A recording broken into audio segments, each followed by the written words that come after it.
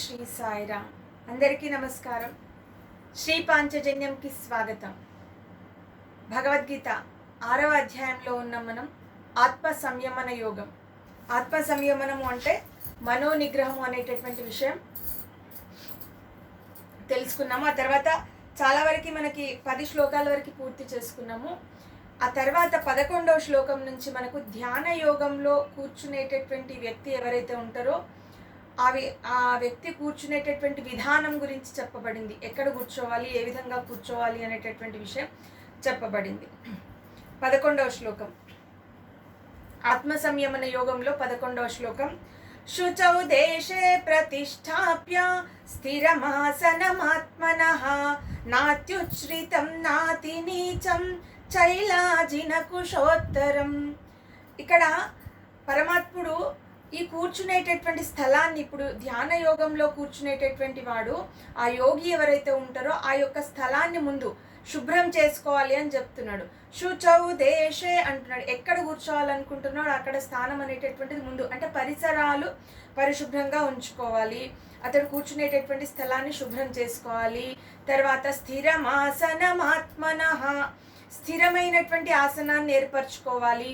ఎందుకు అనంటే అది కదలకుండా స్థిరంగా ఉండేటటువంటిది అయి ఉండాలి. ఒకసారి ధ్యానంలో కూర్చున్న తర్వాత ఎలాంటి డిస్టర్బెన్స్ లేకుండా, అతడికి ఎలాంటి ఆటంకం కలగకుండా ఉండాలంటే ఆసనం అనేటటువంటి కదలకుండా స్థిరంగా ఉండాలనేటటువంటిది ఈ యొక్క పదానికి అర్థము. తర్వాత నాత్యుచ్ఛ్రితం నాతి నీచం అంటున్నాడు. అంటే ఆ కూర్చునేటటువంటి ఆసనం ఏదైతే ఉంటుందో అది ఎక్కువగా ఉన్నతంగా, అంటే ఎక్కువ ఎత్తులోగా ఉండకూడదు. అదేవిధంగా చాలా పల్లంలో కూడా ఉండకూడదు. కాబట్టి ఎక్కువ ఎత్తులో కిందికి లోతుగా కూడా ఉండకూడదు, మధ్యస్థంగా ఉండాలి. చక్కగా కూర్చోడానికి అనువైనటువంటి స్థలంలో కూర్చోవాలి. స్థిరమాసనమాత్మనః అంటున్నాడు. ఇక్కడ ఆసనము అనేటటువంటిది ఏంటంటే, ఏదైనా ఆసనం ఉండని, ఏంటంటే పద్మాసనం లాంటి ఆసనం ఏదైతే ఉంటుందో అది ఈ ఆసనంలో కూర్చోవాలని ప్రత్యేకంగా చెప్పలేదు. ఇక్కడ ఎవరు ఎక్కువసేపు ఏ యొక్క స్థితిలో, ఏ ఆసన స్థితిలో కూర్చోగలుగుతారో ఆ యొక్క ఆసనంలో కూర్చోవచ్చు అనేటటువంటి విషయం. అంటే అక్కడ ఆ యొక్క వ్యక్తికి అనుగుణంగా, అతడి శరీరానికి అనుగుణంగా కూర్చోగలిగినటువంటి, ఎక్కువసేపు కూర్చోగలిగినటువంటి ఆసనం వేసుకొని కూర్చోవచ్చు చక్కగా. తర్వాత చైలాజిన కుశోత్తరం అంటున్నాడు. ఆ కూర్చునేటటువంటిది ఏదైతే ఉంటుందో ముందు దర్భ వేసుకోవాలి. ఆ దర్భాసనం పైన జింక చర్మం వేసుకోవాలి, లేకపోతే పులి చర్మం కూడా వేసుకోవచ్చు.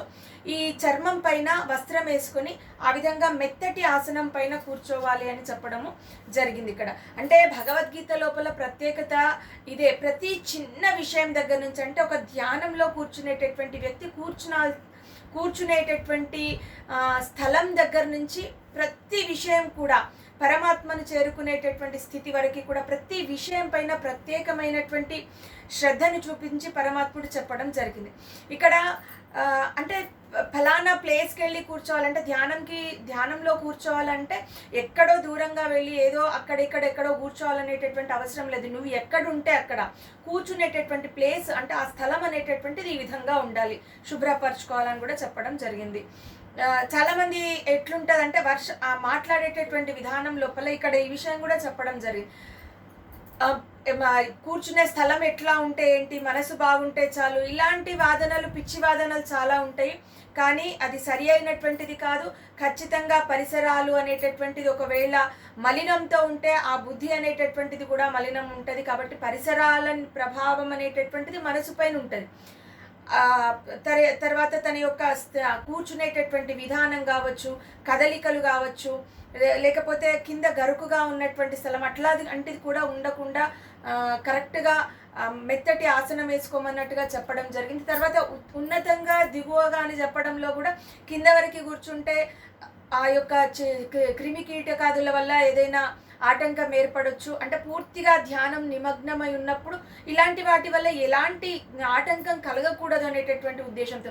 అట్లాగే ఎత్తుగా కూర్చున్నప్పుడు కూడా కొన్ని సందర్భాల లోపల మనస్సు పూర్తిగా పరమాత్ముడి యందు లగ్నం చేసిన తర్వాత తనపైన తనకే ధ్యాస ఉండదు. కాబట్టి ఆ సమయంలో శరీరం అనేటటువంటిది కదిలి పడిపోయే అవకాశం ఉంటుందని కూడా చెప్పబడింది. కాబట్టి ఇన్ని జాగ్రత్తలు తీసుకుని ఆ యొక్క ధ్యానం లోపల కూర్చోవాలి అని పరమాత్ముడు చెప్పడం జరిగింది. తర్వాత తత్రైకాగ్రం మనః కృత్వా యత చిత్తేంద్రియ క్రియః ఉపవిశ్యాసనే యుంజాత్ యోగమాత్మ విశుద్ధయే. ఇప్పుడు ఈ యొక్క ఆ ఆసనం లోపల, ఆ యొక్క స్థితి లోపల ఇక్కడ ఇంకొక విషయం నేను చెప్పడం మర్చిపోయినా, ఆ జింక చర్మం కానీ పులి చర్మం కానీ ఏదైనా ఉండనియండి, ఆ జీవి అనేటటువంటిది చనిపోయిన జీవి చర్మం మాత్రమే తీసుకోవాలి. అంతేగాని ఆ చర్మం కోసం అని చెప్పేసి జీవిని సంహరించడం అనేటటువంటిది శాస్త్ర విరుద్ధమైనటువంటి పని. అది ఎక్కడా కూడా చెప్పబడలేదు. కాబట్టి అది జీవహింసకి దోహదపడుతుంది. కాబట్టి చనిపోయినటువంటి యొక్క జీవి యొక్క చర్మం మాత్రమే తీసుకోవాలని చెప్పడం జరిగింది. తర్వాత ఆ కూర్చునేటటువంటిది ఎట్లా ఉండాలి అంటే తత్రైకాగ్రం మనః కృత్వా యత చిత్తేంద్రియ క్రియః అంటున్నాడు. ఇప్పుడు చిత్తముని ఇంద్రియాలని అన్నింటినీ కూడా నిగ్రహించుకొని ఈ యొక్క ఉపవిశ్యాసనే యుంజాత్ పూర్తిగా పరమాత్ముడి యందు మనసు నిలిపి కూర్చొని యోగమాత్మ విశుద్ధయే అంటున్నాడు. ఆత్మశుద్ధితో ఈ యొక్క యోగాన్ని అభ్యసించాలి అని చెప్పేసి పరమాత్ముడు చెప్తా ఉన్నాడు. కాబట్టి ఈ యొక్క ధ్యాన సాధన అనేటటువంటిది ఈ విధంగా చేయాలి. తర్వాత దేహం యొక్క స్థితి, కూర్చున్నప్పుడు ఈ దేహాన్ని ఏ విధంగా ఉంచాలి అనేటటువంటిది. ఇప్పుడు సమం కాయ శిరో గ్రీవం ధారయన్నచలం స్థిరః సంప్రేక్ష నాసికాగ్రం స్వం దిశశ్చానవలోకయన్. ఇక్కడ ఈ యొక్క కాయము అంటే శరీరము, శిరము, తర్వాత ఈ యొక్క గ్రీవం అంటున్నాడు. అంటే ఇక్కడ దేహము, కంఠము, శిరస్సు మూడు కూడా సమానమైనటువంటి స్థితిలో ఉంచాలి అని చెప్పేసి చెప్పడం జరిగింది. ధారయన్నచలం స్థిరః. ఇప్పుడు అచలం అంటే ఎలాంటి చలనం లేకుండా చక్కగా కూర్చొని ఉండాలి అని చెప్పేసి చెప్తా ఉన్నాడు. సంప్రేక్ష నాసికాగ్రం స్వం అంటే ఈ దృష్టి అనేటటువంటిది నాసికాగ్రం పైన ఉంచాలి అని చెప్పేసి చెప్తా ఉన్నాడంటే ఆ యొక్క దృష్టిని పూర్తిగా ఈ యొక్క నాసికం పైన ఉంచాలి. తర్వాత దిశశ్చానవలోకయన్, ఏ వైపు కూడా చూడకూడదు, దిక్కులను ఎటువైపు కూడా చూడకూడదు. అంటే శరీరం యొక్క స్థితి ఈ విధంగా ఉండాలి. ఈ దేహము, కంఠము, శిరస్సు అనేటటువంటిది సమానంగా ఉండాలి అని చెప్పేసి చెప్పడం జరిగింది. అప్పుడే సుషుమ్న నాడి నుంచి కుండలిని శక్తి అనేటటువంటిది సహస్రారం వరకు ఎలాంటి ఆటంకం లేకుండా చేరుతుంది. అట్లాంటి స్థితి లోపలనే అద్భుతమైనటువంటి పరమాత్మ భావాన్ని ఆ యొక్క యోగం లోపల, ధ్యాన యోగం లోపల ఆ యోగి చూడగలుగుతాడు అనేటటువంటి విషయం చెప్పబడింది. కాబట్టి ఇది ఆ శక్తి అనేటటువంటిది ఏదైతే ఉందో అది రావాలి అని అంటే సహస్రారంకి అది చేరాలి, కుండలిని శక్తి అనేటటువంటిది చేరాలి. అది కాబట్టే చాలా వరకు ఈ పోలీస్ కవాతులో కానీ మిలిటరీ వాళ్ళు కానీ వాళ్ళు నడిచేటప్పుడు ఆ యొక్క శరీరం యొక్క స్థితి ఆ విధంగా అంటే సైంటిఫిక్గా కూడా అది చాలా శ్రేయస్కరమైనది. అప్పుడు ఆ యొక్క స్థితి యొక్క ఆ వ్యక్తి యొక్క శక్తి అనేటటువంటిది ఏకాగ్రంగా ఉంటుందని చెప్పడం జరిగింది. తర్వాత దిక్కులు చూడకుండా ఈ విధంగా నాసికాగ్రం పైన, అయితే నాసికాగ్రం పైన దృష్టి అనేటటువంటిది ఒక్కొక్క సందర్భం లోపల కొంతమంది ఈ యొక్క భ్రూర్ మధ్యన అంటే కనుబొమ్మల మధ్యన దృష్టి నిలిపాలని చెప్పేసి, తర్వాత హృదయం పైన దృష్టి నిలిపొచ్చు అని చెప్పేసి కొన్ని సందర్భాల లోపల కొంతమంది మహానుభావులు చెప్పడం జరిగింది. అయితే ఎక్కడ దృష్టి పెట్టినా కూడా ఒకే స్థితి లోపల దృష్టి ఉండడానికి అనేటటువంటి విషయం ఇక్కడ మనం అర్థం చేసుకోవాలి. కాబట్టి ఇక్కడ మాత్రం నాసికాగ్రం పైన పెట్టాలని చెప్పేసి పరమాత్ముడు చెప్పడం జరిగింది. తర్వాత ఇంకా అతడి యొక్క స్థితి ఎట్లా ఉండాలి కూర్చున్నప్పుడు అంటే ప్రశాంతాత్మా విగతభీః పరమాత్ బ్రహ్మచారి వ్రతే స్థితః మనః సంయమ్య మచ్చిత్తో యుక్తాసీత మత్పరః. ఇప్పుడు యోగం ధ్యానంలో కూర్చున్న తర్వాత అతడు ఏ విధంగా ఉండాలంటే పూర్తిగా ప్రశాంతమైనటువంటి చిత్తం కలిగి ఉండాలి, ప్రశాంతమైనటువంటి మనసు కలిగి ఉండాలా. తర్వాత విగత భీహి అంటున్నాడు, భయం లేనటువంటి వాడై ఉండాలి. ఏ విధమైనటువంటి అంటే ఎక్కడో కూర్చున్నప్పుడు మిగిలినటువంటి సమస్యలో ఏదైనా భయం అనేటటువంటిది కలిగి ఉంటే కూడా ఆ ధ్యానం అనేటటువంటిది పరమాత్ముడి పైన నిలకడగా ఉండదు. కాబట్టి ఎలాంటి భయం లేకుండా చేరుకునేటటువంటి స్థితి ఏదైతే ఉందో ఈ ప్రపంచం లోపల అన్నింటినీ మించినటువంటి ఉన్నతమైన స్థితికి ఎదగడానికి ధ్యానం అనేటటువంటి తోడ్పడుతుంది. కాబట్టి ఉన్నత స్థితికి ఎదగడానికి కూర్చున్నటువంటి వ్యక్తి మిగిలినటువంటి విషయాలకి భయపడాల్సినటువంటి అవసరం లేదు. కాబట్టి ఎలాంటి భయం లేకుండా ఈ యొక్క ప్రశాంతమైనటువంటి మనసు కలిగి బ్రహ్మచారి వ్రతే స్థితః అంటున్నాడు. ఈ అంటే బ్రహ్మచారి అనేటటువంటి పదానికి అర్థం తీసుకుంటే పరమాత్ముడు బ్రహ్మయందు స్థితుడై ఉన్నటువంటి అనేటటువంటి అర్థం వస్తుంది నిజానికి. కానీ సమాజం లోపల ఏదైనా కూడా కామంకి సంబంధించినటువంటి ఈ యొక్క దృష్టి అనేటటువంటిది ఉన్నది. ఆ విషయానికి సంబంధించే ఈ యొక్క పదం అనేటటువంటిది ఎక్కువగా ఉపయోగించడం జరుగుతుంది.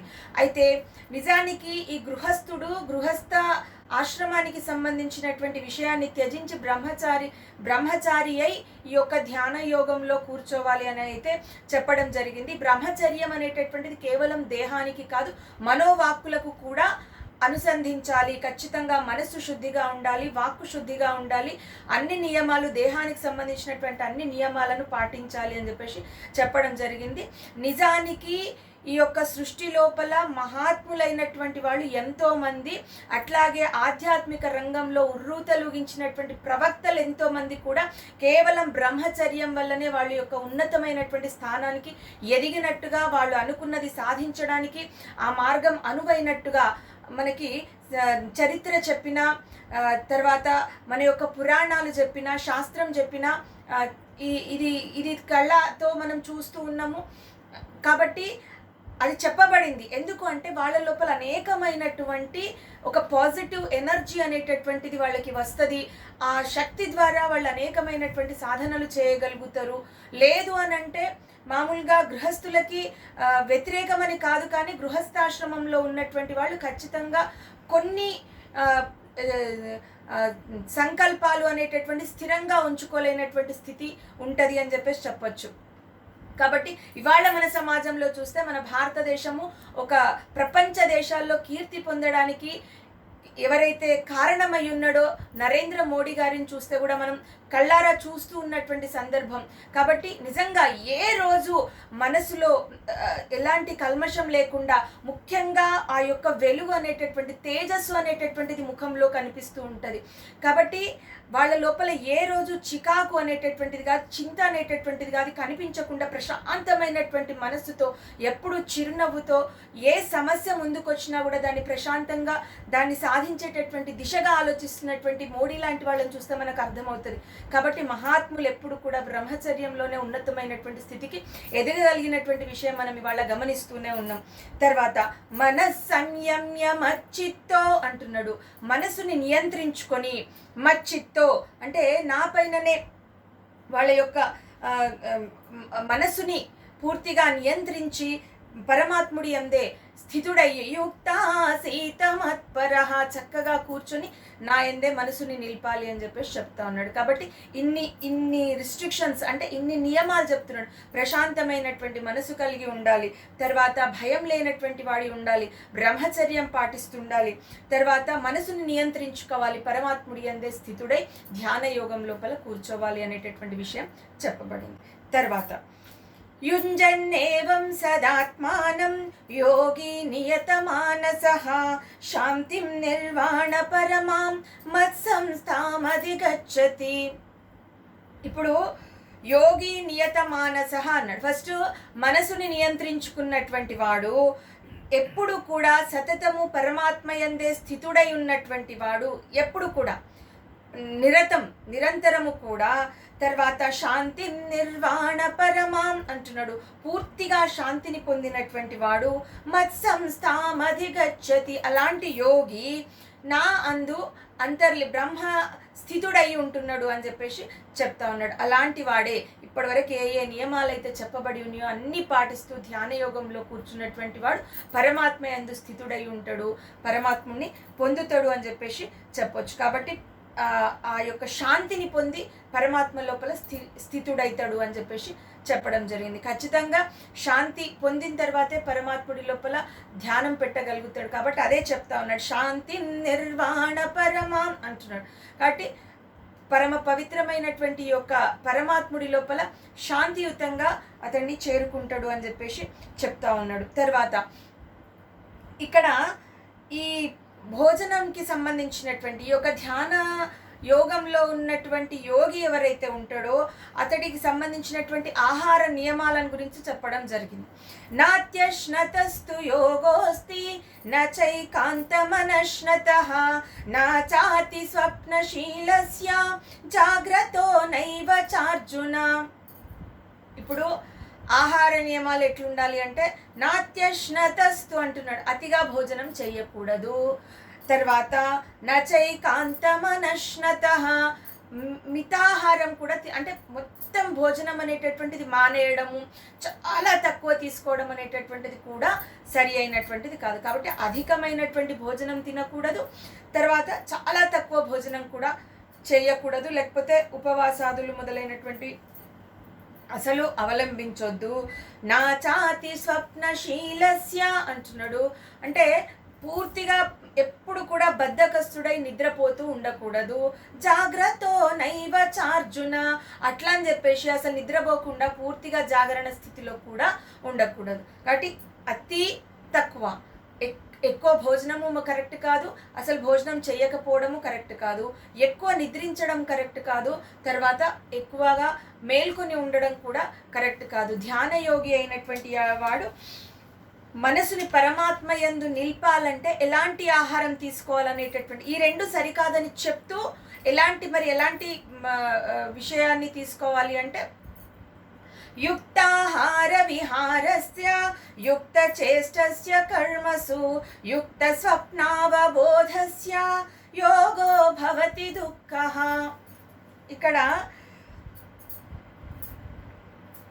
ఈ యొక్క పరమాత్ముడు యుక్తమైనటువంటి ఆహారము, యుక్తమైనటువంటి నడత, యుక్తమైనటువంటి కర్మలు, యుక్తమైనటువంటి నిద్ర, యుక్తమైనటువంటి జాగరణ అని చెప్పిండు. అంటే ఏది సరి అయినదో ఆ శరీరానికి ఎంత ఆహారం అవసరమో, లేదంటే ఆ శక్తి అనేటటువంటిది సరిపోకపోతే ధ్యానం పైన మనసు లగ్నం చేయలేడు.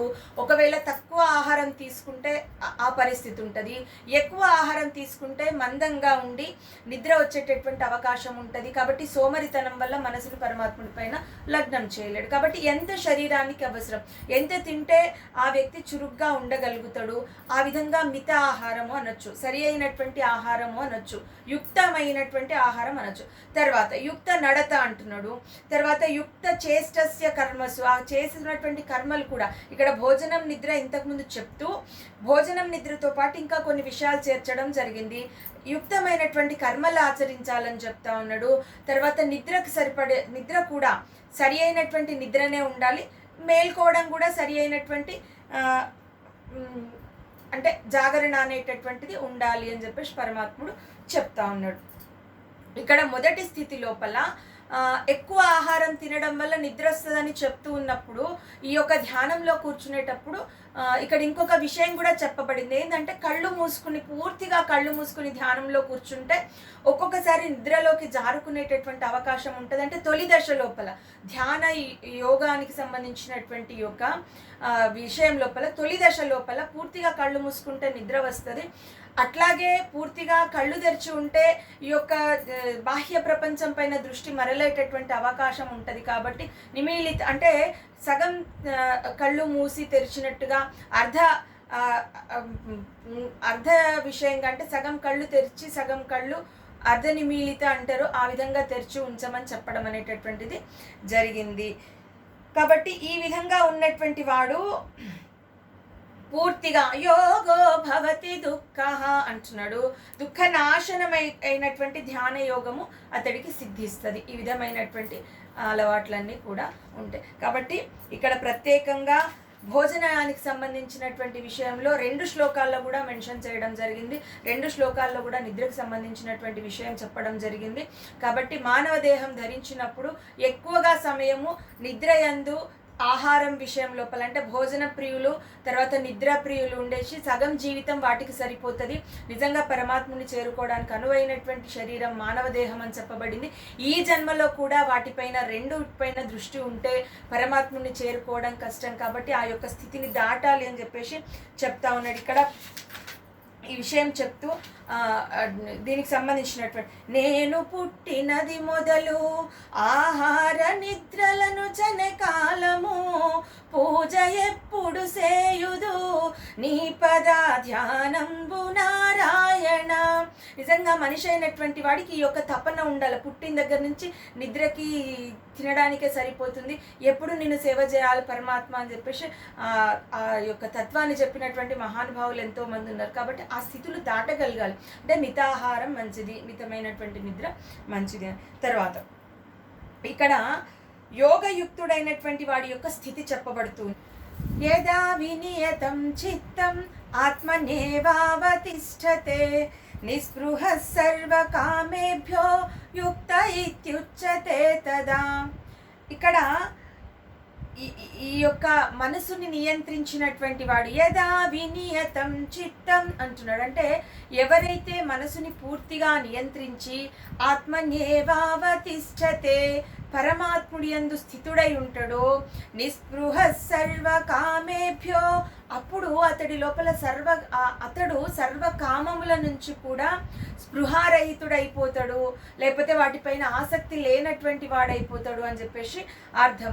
కాబట్టి అలాంటి వాడు నిజమైనటువంటి యోగయుక్తుడు అని ఇక్కడ చెప్పబడింది. అంటే పూర్తిగా ఈ యొక్క మనసుని నిగ్రహించాలి. మొదట్లో మనసుని నిగ్రహించుకొని కూర్చున్నటువంటి వాడు పరమాత్ముడి యందు స్థితిని పొందగలుగుతాడు, పూర్తిగా మనసుని లగ్నం చేయగలుగుతాడు. ఆ విధంగా మనసుని లగ్నం చేసినప్పుడు సర్వకామముల నుంచి ఎప్పుడైతే పరమాత్ముడి పైన పూర్తి దృష్టి కలుగుతుందో అప్పుడు మిగిలినటువంటి యొక్క కోరికల నుంచి స్పృహారహితుడైపోతాడు. సో వాటి మీద ధ్యాస అనేటటువంటిది కూడా ఉండదు. అతడు నిజమైనటువంటి యోగయుక్తుడు అని చెప్పేసి చెప్తా ఉన్నాడు. తర్వాత దీనికి సంబంధించినటువంటి ఒక ఉపమానం చెప్తున్నాడు. యథా దీపో నివాతస్థో నేంగతే సోపమా స్మృత యోగినో యత చిత్తస్య యుంజతో యోగమాత్మనః.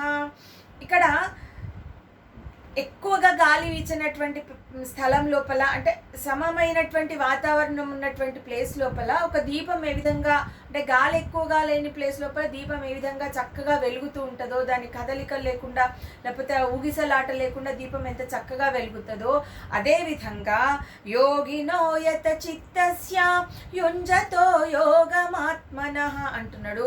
అంటే మనసుని నిగ్రహించినటువంటి వాడు పరమాత్ముడి యందు అతడి యొక్క స్థితి అనేటటువంటిది ఆ విధంగా లగ్నం చేయగలుగుతాడు. అంటే ఏ కదలిక లేకుండా మనసుని పూర్తిగా పరమాత్ముడి అందే నిలుపగలుగుతాడు అనేటటువంటిది భావన. కాబట్టి ఇక్కడ భగవద్గీత లోపల ఎక్కడ ఉపమానం చెప్పినా కూడా ఎక్కడి నుంచో తీసుకొని వచ్చి చెప్పలేదు. నిత్య జీవితంలో సాధారణ మనిషికి కూడా అర్థమయ్యేటటువంటివి ఉపమానాలు అనేటటువంటిది చెప్పడం జరిగింది. కాబట్టి మొదటి నుంచి కూడా ఈ యొక్క అర్జునుణ్ణి ముందు పెట్టుకొని అర్జునుణ్ణి దృష్టిలో ఉంచుకొని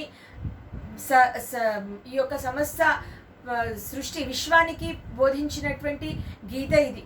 కాబట్టి గీతాచార్యుల వారు ప్రతి విషయాన్ని కూడా దృష్టిలో ఉంచుకోవడం జరిగింది అనేటటువంటిది ఇక్కడ మనకు అర్థమవుతుంటుంది. చాలా చిన్న చిన్న ఉదాహరణలు తీసుకొని ఈ యొక్క పోలికలు చెప్పడం జరిగింది.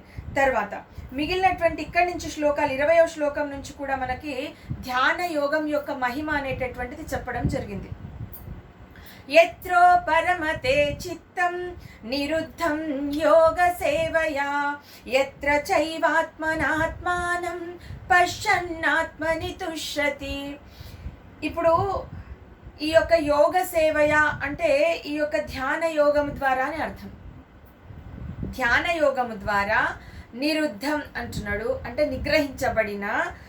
యత్రో పరమతే అంటే పూర్తిగా మనసుని ఈ యొక్క ధ్యాన యోగం ద్వారా నిగ్రహించబడి ఇంద్రియములని మనసుని అన్నింటినీ నిగ్రహించినటువంటి వ్యక్తి ఈ యొక్క ధ్యాన యోగము ద్వారా ఉపరతిని పొందుతాడు. యత్రో పరమతి అంటుంది. ఏ స్థితి అందు ఉపరతిని పొందుతాడో, లేకపోతే ఏ స్థితి అందు శాంతిని పొందుతాడో అని అర్థం. కాబట్టి ఏ స్థితి అందు ఈ యొక్క ధ్యాన యోగం ద్వారా అన్నింటినీ నిగ్రహించి ఉపరతిని పొందగలుగుతాడో, యత్ర చైవాత్మనాత్మానం పశ్యన్నాత్మని తుష్యతి అంటున్నాడు. ఆ విధంగా ఉపరతిని పొందినటువంటి వాడు, ఇంద్రియములను అన్నింటినీ నిగ్రహించుకొని ఈ యొక్క ధ్యాన యోగం ద్వారా శాంతిని పొందినటువంటి వాడు ఈ యొక్క ఆత్మని, అంటే ఇక్కడ సూక్ష్మ బుద్ధి ద్వారా పరమాత్మ లోపల స్థితుడైతాడు అని చెప్పేసి అర్థం. ఆ విధంగా పరమాత్ముడి లోపల స్థితుడైనటువంటి వాడు సంతుష్టిని పొందుతాడు. ఈ యొక్క మహిమ అనేటటువంటిది ధ్యాన యోగానికి ఉన్నది. ఏ స్థితిలో మనసుని నిగ్రహించుకున్నటువంటి వాడు, అంటే ఏ స్థితిలో మనసుని నిగ్రహించుకున్నటువంటి వాడు శాంతిని పొందుతున్నాడో ఆ స్థితి లోపల అతడి యొక్క మనసు అనేటటువంటిది పూర్తిగా ఈ యొక్క పరమాత్ముడి యందు లగ్నం చేయగలుగుతాడు. అక్కడ ఆ పరమాత్ముడి యందే అతడు సంతుష్టుడైతున్నాడు అని చెప్పేసి అర్థం. కాబట్టి ఏ స్థితి లోపల అనేటటువంటిది అంటే ఆ ఉన్నతమైనటువంటి స్థితికి ఎదగగలుగుతాడు అని చెప్పేసి అర్థం. ఇప్పుడు ఈ స్థితిలో ఆ స్థితిలో అని చెప్పలే, ఎక్కడ పరమాత్ముడి లోపల స్థితం కాగలుగుతాడు, ఈ ధ్యాన యోగం లోపల ఆ స్థితి పొందగలుగుతాడు అని అర్థం. తర్వాత సుఖమత్యంతికం యత్తత్ బుద్ధిగ్రాహ్యమతీంద్రియం వేత్తి యత్ర న చైవాయం స్థితశ్చలతి తత్వతః. ఇప్పుడు సుఖము అనేటటువంటిది ఏదైతే ఉన్నదో, అంటే బ్రహ్మానందం ఏదైతే ఉన్నదో అది ఇంద్రియాలకి అతీతమైనటువంటిది. ఇప్పుడు బుద్ధి గ్రాహ్యం అతీంద్రియం, అతీంద్రియం అంటున్నాడు, అంటే ఇంద్రియాలకి అతీతమైనటువంటిది. ఇది కేవలం సూక్ష్మ బుద్ధి ద్వారా మాత్రమే గ్రహించదగినటువంటిది అని చెప్పేసి చెప్తా ఉన్నాడు. కాబట్టి ఇది ఏ స్థితి అందు అనుభవించాల్సినటువంటిది ఉంటుందో ఆ స్థితి లోపల యత్ర వేత్తి యత్ర న చైవాయం స్థితశ్చలతి తత్వతః అంటున్నాడు. ఆ స్థితిని పొందుతాడు. ఏ స్థితిలో ఇది అనుభవించవచ్చో ఆ స్థితిని పొంది ఆ స్థితి నుంచి ఇంకా కదలకుండా పరమాత్ముడి లోపలే స్థిరంగా ఉంటాడు అనేటటువంటిది భావన. అంటే బ్రహ్మానందం అనేటటువంటిది ఇంద్రియాలకు అతీతమైనది, కేవలం సూక్ష్మ బుద్ధి ద్వారా మాత్రమే గ్రాహ్యమైనటువంటిది, పొందదగినటువంటిది. కాబట్టి అలాంటి బ్రహ్మానందం పొందినటువంటి వ్యక్తి పరమాత్ముడి యందు స్థితుడయ్యి ఇంకా అక్కడి నుంచి కదలనటువంటి స్థితి ఏర్పడుతుంది, చలించినటువంటి స్థితి ఏర్పడుతుంది అని చెప్పేసి భావన. తర్వాత యం లబ్ధ్వా చాపరం లాభం మన్యతే నాధికం తతః యస్మిన్ స్థితో న దుఃఖేన గురుణాపి విచాల్యతే. ఇక్కడ కూడా ఏ సుఖం పొంది లేకపోతే ఏ ప్రయోజనం పొంది ఇంకా ఇంతకు మించినటువంటి ప్రయోజనం నాకు అవసరం లేదని అనుకుంటాడో ఆ ప్రయోజనం, అలాంటి స్థితి లోపల ఈ ధ్యాన యోగి ఉంటాడు అని అర్థం. తర్వాత యస్మిన్ స్థితో న దుఃఖేన గురుణాపి విచాల్యతే. ఇప్పుడు ఆ పరమాత్ముడి లోపల స్థితుడైనటువంటి వాడు ఏ దుఃఖం వచ్చినా చలింపకుండా ఉంటాడో, ఏ స్థితి ఉంటుందో ఆ స్థితిని పొందుతాడు అని అర్థం. అంటే ఎంత దుఃఖం వచ్చినా కూడా ఆ దుఃఖానికి యస్మిన్ స్థితో న దుఃఖేన గురుణాపి విచాల్యతే అంటున్నాడు. అంటే ఇంకా చలనం అనేటటువంటిది ఉండాలి ఏ దుఃఖం వచ్చినా కూడా. కాబట్టి తీవ్రమైనటువంటి దుఃఖంకి కూడా చలించినటువంటి స్థితి ఏదైతే ఉంటుందో ఆ స్థితి పొందుతాడు అని అర్థం. కాబట్టి ఇవన్నీ కూడా లాభాలు. తర్వాత తం విద్యా దుఃఖ సంయోగ వియోగం యోగ సంగీతం సనిశ్చయేన యోక్తవ్యో యోగో నిర్విణ్ణ చేతసా. ఇక్కడ ఇప్పుడు సంసార దుఃఖము అని ఉంటుంది. అంటే సంసారము అంటే ఈ జనన మరణ సంబంధమైనటువంటి ఈ యొక్క సంసార దుఃఖం ఏదైతే ఉంటుందో ఈ యొక్క సంసార దుఃఖము నుండి విముక్తి పొందడానికి అంటే ఇక్కడ ఏం చెప్తా ఉన్నాడంటే సంసార దుఃఖం నుంచి విముక్తి పొందడానికి ఏ స్థితి అవసరమో అది యోగము అని అంటున్నాడు. ఏ స్థితి పొందితే ఈ యొక్క సంసార బంధం నుంచి మనం తొలగిపోతామో దాన్ని యోగము అని అంటున్నాడు. ఇక్కడ యోగం సంగీత అంటున్నాడు, అంటే యోగ సంగీత అంటున్నాడు. తం విద్యా దుఃఖ సంయోగ వియోగం యోగ సంగీతం, అంటే దుఃఖ రూపమైనటువంటి యొక్క సంసార బంధం నుంచి విముక్తి పొందడంనే యోగము అని చెప్తున్నాడు క్లియర్గా. ఇప్పుడు ఈ యోగాన్ని ఎట్లా మనం ఆచరించాలి అంటే సనిశ్చయేన యోక్తవ్యో యోగో నిర్విణ్ణ చేతస అంటున్నాడు. అంటే దాన్ని ఎక్కడ కూడా మనం ఆటంకం లేకుండా నిర్విరామంగా ఉత్సాహంతో ఎలాంటి అంటే విసుగులేనటువంటి చిత్తంతో దాన్ని నిరంతరం ఆచరిస్తూనే ఉండాలని చెప్పి చెప్పడం జరిగింది. కాబట్టి జనన మరణ సంసారం రూపమైనటువంటి యొక్క దుఃఖం ఏదైతే ఉందో దాని నుంచి విముక్తి పొందడాన్ని యోగం అంటున్నారు. కాబట్టి దీనికోసం ఏం చేయాలంటే నిరంతరం ఈ యొక్క ఆచరణ అనేటటువంటిది చేయాలి, ఎక్కడ కూడా విసుగు లేకుండా అది నిశ్చయించుకొని చాలా ఖచ్చితంగా నిత్య ఆచరణ చేస్తూ ఉండాలని చెప్పేసి చెప్తా ఉన్నాడు. ఈ తర్వాత ఏదైతే ఉందో ఆత్మస్థితిని పొందడానికి ఒక 2 మార్గాలు చెప్తున్నాడు పరమాత్ముడు ఇక్కడ నుంచి కూడా. ఏంటవి అంటే సంకల్ప ప్రభవాన్ కామాన్ త్యక్త్వా సర్వానశేషతః మనసైవేంద్రియ గ్రామం వినియమ్య సమంతతః.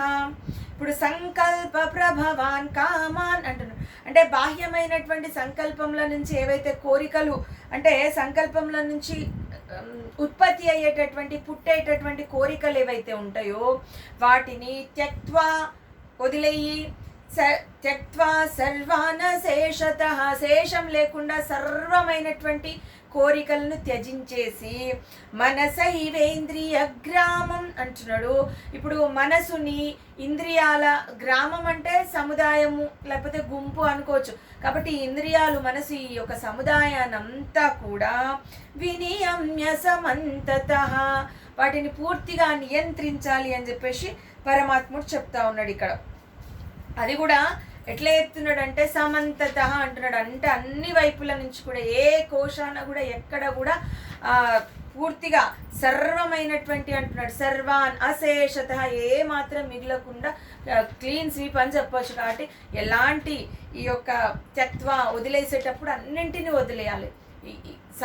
బాహ్యమైనటువంటి సంకల్పంల నుంచి పుట్టేటటువంటి ఏ కామం కూడా మనసులో లేకుండా అన్నింటిని కూడా వదిలేయాలని చెప్పేసి చెప్తా ఉన్నాడు. తర్వాత అట్లా వదిలేసిన తర్వాత ఏం చేయాలంటే శనైరుపరయేత్ బుద్ధ్యా ధృతి గృహీతయా ఆత్మసంస్థం మనః కృత్వా న కించిదపి చింతయేత్.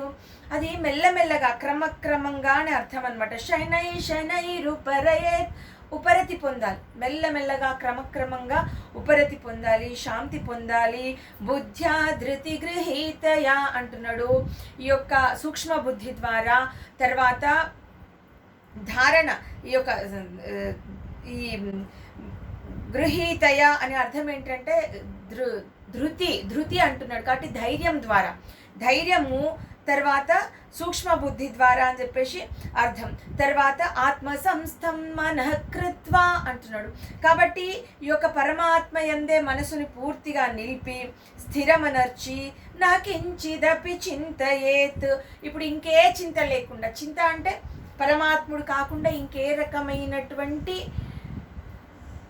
ఆలోచన లేకుండా, దృష్టి లేకుండా కేవలం పరమాత్ముడి యందే మనసును నిలిపి క్రమక్రమంగా మెల్లమెల్లగా శాంతిని పొంది ఉపరతి పొంది బుద్ధి ద్వారా, సూక్ష్మ బుద్ధి ద్వారా, తర్వాత ధైర్యంతో మనస్సుని పరమాత్ముడి యందు లగ్నం చేసి ఇంకా వేరే ఏ విధమైనటువంటి ధ్యానం పెట్టుకోకుండా ఉండగలగాలి. అప్పుడు ధ్యాన యోగం అనేటటువంటిది సిద్ధించగలుగుతుంది, అప్పుడు ఆత్మస్థితిని పొందగలుగుతాము అనేటటువంటిది భావన. నెక్స్ట్ ఇప్పుడు ఏ ఏ విషయాల అంటే శబ్దాది విషయాల నుంచి ఏ విధంగా నియంత్రించాలి అనేటటువంటి విషయం చెప్పబడింది. ఇప్పటివరకు క్రమంగా ఏ విధంగా ధ్యాన యోగ స్థితిని పొందగలుగుతామో చెప్తున్నాడు. తర్వాత ఈ యొక్క అచంచలమైనటువంటి స్థితి ఏ విధంగా ఉంటుందో చెప్తా ఉన్నాడు 26వ శ్లోకం నుంచి. అది నెక్స్ట్ ఎపిసోడ్లో మనం చూద్దాము. ఈ ఛానల్ కనుక మీకు నచ్చినట్లయితే లైక్ చేయండి, షేర్ చేయండి, సబ్స్క్రైబ్ చేయండి. ధన్యవాదములు.